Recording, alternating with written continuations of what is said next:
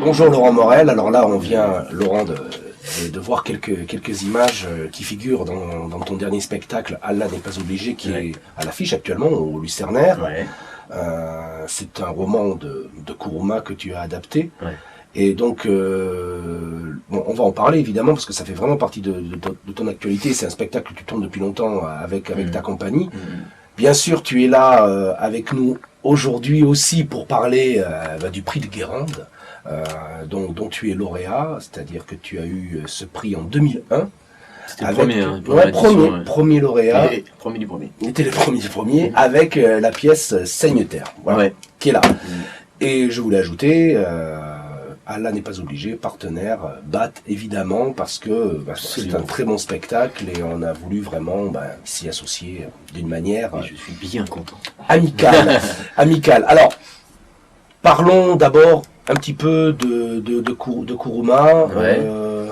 Qu'est-ce qui t'a donné envie d'adapter ce chef-d'œuvre? D'abord, c'est la thématique.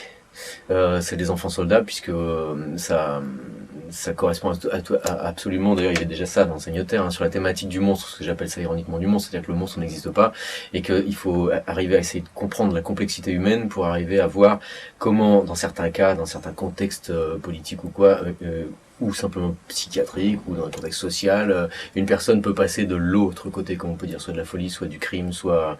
Et là, en l'occurrence, un enfant soldat, ça se construit, malheureusement. Et donc, c'est vraiment, c'est d'en haut des politiques, du commerce mondial, jusqu'à un impact sur une personne. Donc, dans le roman, il y avait toute cette thématique-là que déjà dans Saigne-Terre, j'essayais d'aborder. D'essayer de comprendre la complexité humaine jusque dans un crime de guerre, par exemple.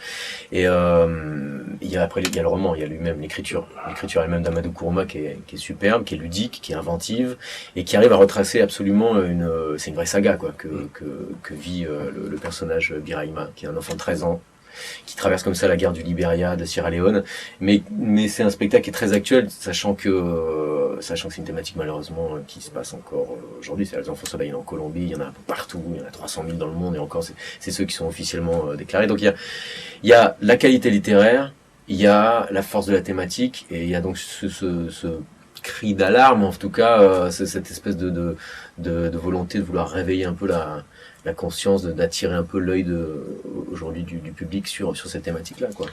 Alors, ça tombe très bien parce que, bon, moi je connais quand même ton travail depuis quand même pas mal d'années.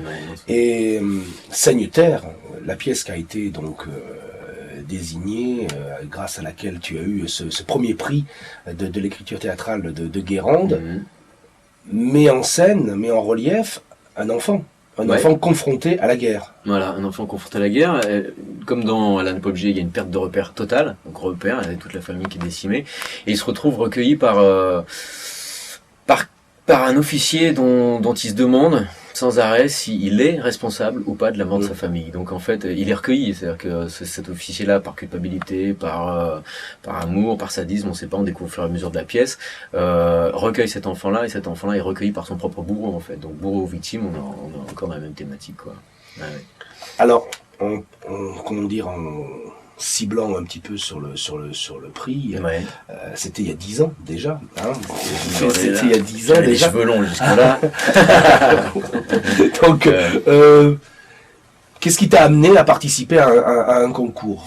Parce qu'on peut pas dire, on peut dire que quelque part, tu dis auteur de théâtre concours, ça peut paraître un petit peu. Qu'est-ce qui t'a amené à participer? Écoute, c'est une époque où moi je sortais de la rue Blanche, où j'avais eu comme professeur, mais c'est même pas un professeur, c'était un espèce de frère spirituel, c'était Jean-Louis Bauer qui m'avait vraiment émancipé à l'écriture. C'est-à-dire que moi j'écrivais depuis longtemps des bouts, des choses, des trucs comme ça, mais j'avais jamais conscience de pouvoir mener à bien une narration entière, une œuvre entière, quoi. Et c'est lui qui m'a poussé comme ça, etc.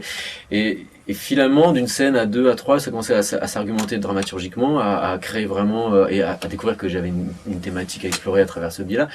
Et je suis arrivé donc avec cette pièce-là en main, qui intéressait déjà les gens. Il y avait des maquettes qui s'étaient faites à la rue Blanche, il y avait déjà une émulsion, etc. Et Jean-Louis Bauer me disait, mais vas-y, confronte-toi à l'extérieur maintenant, envoie dans les concours, envoie dans les choses comme ça. Donc j'ai fait ce qu'il m'a dit. Donc j'ai repéré, j'ai entendu parler de cet appel-là de concours de Guérande, je l'ai envoyé. Et ça a été... J'étais estomaqué, moi, de voir que j'avais ce prix-là. Au niveau de l'émancipation, en tout cas, pour le coup, ça c'était un déclencheur. Je me suis dit, ce que j'ai écrit peut intéresser, peut toucher un grand public. Ça alors. Et à partir de là, c'est vrai que j'ai commencé à prendre plus confiance. Oui. Alors ça c'est important, c'est-à-dire que ce concours t'a comment dire, amené à une certaine reconnaissance déjà de ton propre travail. Ouais, il y a une vraie. Je me suis pris au sérieux, on va dire, entre guillemets. C'est-à-dire dans le sens où je dis bon, donc ça peut toucher quelqu'un, donc il y a quelque chose à développer. Voilà, ça m'a poussé en avant en fait, ça c'est bien. Du coup, il y avait une autre pièce avant qui avait été déjà un petit peu pressentie par le CNL, je crois, ou le ministère de la Culture, je sais plus. J'avais eu un soutien qui m'avait déjà aussi bien aiguillé. Et à partir de là, c'est vrai que ce genre de concours, ce genre de prix, surtout quand il est remis par exemple par Grimbert, en tant que jeune auteur, on est très vite, on est évidemment un peu estomaqué, mais ça c'est très vite ça passe au plaisir de pouvoir parler avec quelqu'un qui a été, pour moi, Grimbert en l'occurrence, un maître, quoi, enfin un père spirituel d'écriture, et de voir qu'on peut échanger comme ça d'humain à humain. Ça permet vraiment de commencer à faire gamberger sur tout ce qu'on a envie. Parce que c'était ce que j'appelle ça, Sanitaire, c'était une écriture subie, j'appelle ça. C'est-à-dire que j'avais pas le choix, il fallait que j'écrive, ça sortait de moi, presque malgré moi. Tu vois, c'est bon, en plus en référence à une période de vie que j'avais passée à Djibouti où la guerre civile, je la voyais un peu arriver, c'est des choses très bizarres. Mais je savais pas vraiment de quoi je voulais parler. Et puis ce genre de concours, et en discutant avec Grimbert ou avec d'autres personnes qui étaient là, et puis à voir que ça a un impact, tu commences à dire mais je peux maîtriser, je peux décider de ce que je veux raconter. Tu vois ce que je veux dire? J'ai commencé à donc vraiment à élaborer une démarche artistique d'auteur à partir de ce moment-là. Ouais.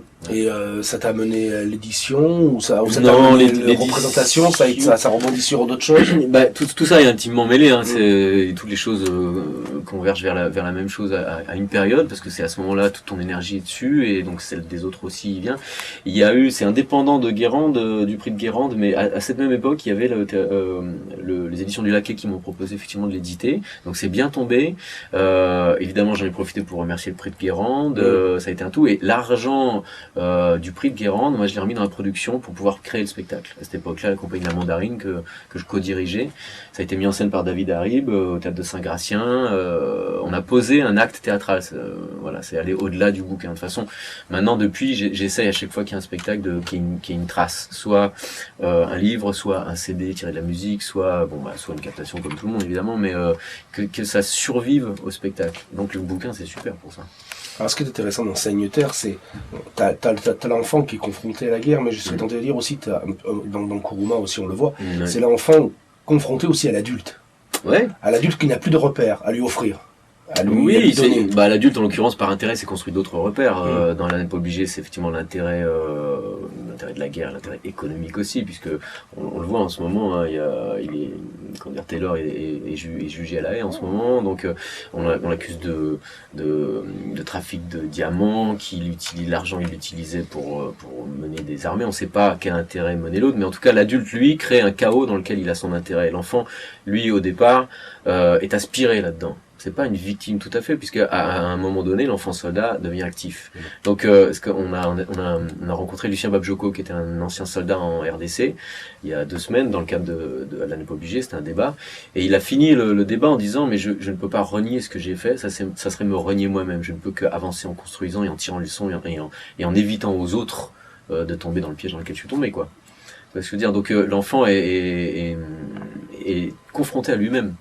Aussi, c'est pas seulement une victime passive, il est embringué dans un contexte, et donc nous notre travail c'est d'éviter que ce contexte-là soit chaotique, soit soumis à des intérêts qui échappent à l'humanité, quoi, à l'humain. Et alors tu es comédien, tu es metteur en scène, tu diriges une compagnie, tu as une grosse actualité, tu travailles bien, et beaucoup, et tant mieux pour toi, hein, et pour nous, en tant que public. Alors quand est-ce que tu trouves le temps d'écrire ? Moi, ça a toujours été ça, hein. Les résidences, j'aime les faire si j'en ai le temps ou si c'est axé sur des choses précises. Mais en l'occurrence, ce que j'aime bien moi écrire, c'est dans le métro, c'est en discutant avec quelqu'un, c'est sur un bout de table. C'est comme ça que se fait, parce que je scinde pas du tout mon activité d'auteur et d'acteur et metteur en scène. C'est en perpétuelle interactivité en fait. Et c'est vrai que au niveau énergique, par exemple, quand toute la journée j'ai passé à mettre en scène ou à travailler sur la production d'une pièce ou d'un court-métrage ou l'écriture d'un scénario pour le cinéma ou quoi, il faut à tout prix que j'aille jouer le soir. parce que c'est ça qui me redonne toute mon énergie, c'est le contact avec le public et le plaisir vraiment vraiment chimique d'être sur scène qui fait que ça me redonne. Donc c'est interactif tout ça. Et au niveau de l'écriture, comme mon travail heureusement m'amène à beaucoup voyager, c'est vrai que ça prend dans tous les sens, c'est une espèce de magma perpétuel en fait, mais très interactif. Alors justement, parlons de la pratique. Tu écris quoi directement bon, tu disais sur un bout de table, mais ouais, plutôt sur ordinateur directement. Oui, bah maintenant je trimballe l'ordinateur un peu partout, ouais.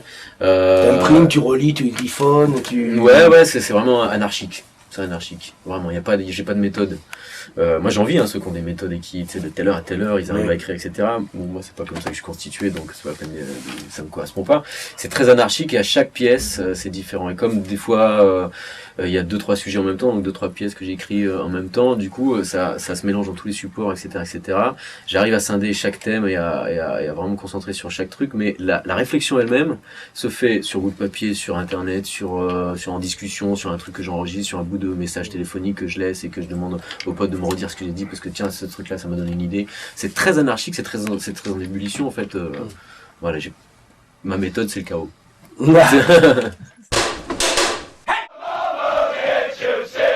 What this score has done for me. What this score has done for me. Put me in a barber's chair. Put me in a barber's chair. Snap, snap, and I had no hair. Snap in the combat zone. Box me up and ship me home. Box me up and ship me home. Put me in a set of dress blues. Put me in a set of dress blues. Comb my hair, shine my shoes. Comb my hair and shine my shoes.